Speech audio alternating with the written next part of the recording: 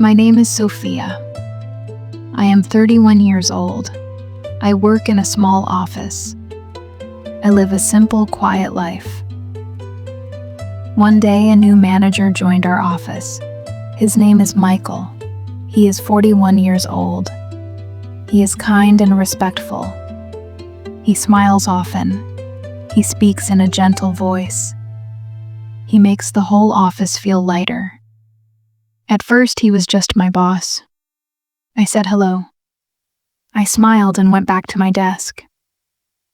But slowly, something began to change.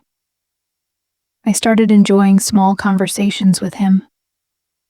I liked the way he listened carefully. I felt warm when his eyes met mine. One day he asked me, "Sophia, are you feeling okay today?" I smiled and said yes, but my heart was racing. He noticed small details about me. He remembered things I said days before.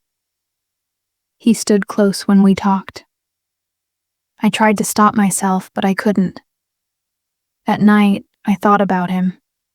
In the morning, I looked forward to seeing him. Then one day, I saw his wedding ring. He was married. My chest grew heavy.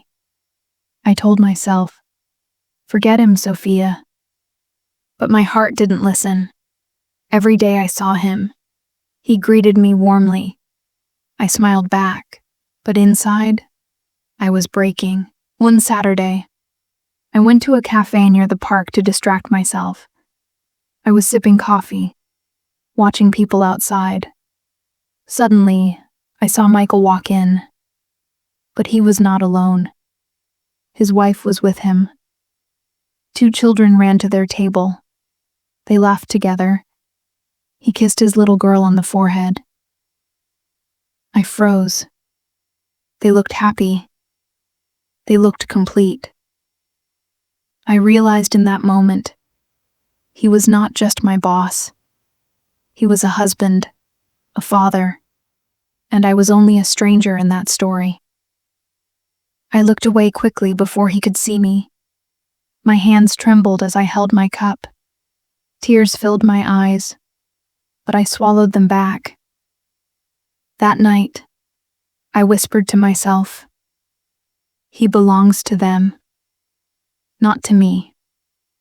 The next Monday, I dragged myself to work. I tried to stay quiet, but Michael noticed. "Sophia, are you okay? You seem a little down," he said. I forced a smile. "Just tired." He looked at me kindly. "You're strong. You always support others. You're special." That word, special, stayed with me. No one ever said that to me before. I smiled back, but inside, my heart was torn in two. One evening, we both stayed late at the office. The silence was deep. I wanted to speak, but I was afraid. He finally said softly, "Sophia, you're important to me. You make me feel alive." My chest tightened. Tears burned my eyes. He continued, "I care about you, but I have a family. I don't want to hurt them. Yet I can't stop thinking about you." I felt both joy and sorrow at the same time. I looked at him and whispered, "Michael, I care about you too, but we must stop. Some loves are not meant to grow." We both fell silent. That silence said everything. After that day, things changed. We stayed professional. We didn't talk about feelings, but in my heart, I knew I had to make a choice. One evening at home, I stood in front of the mirror and said, "Sophia, love yourself first." I realized something important. Love is not always about holding on. Sometimes love is about letting go. I chose to move forward. I chose to heal. I chose me. Yes, I still think of him sometimes. Yes, it hurts. But I also smile now. I dream again. I am learning to love myself.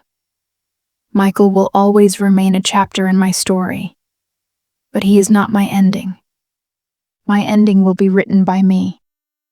Dear friends, thank you for watching and listening to this story on English Stories with Aaliyah.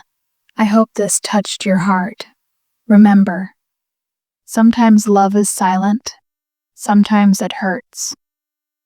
But the most important love is the love you give to yourself. If you liked this story, please like and share it. Your support means the world.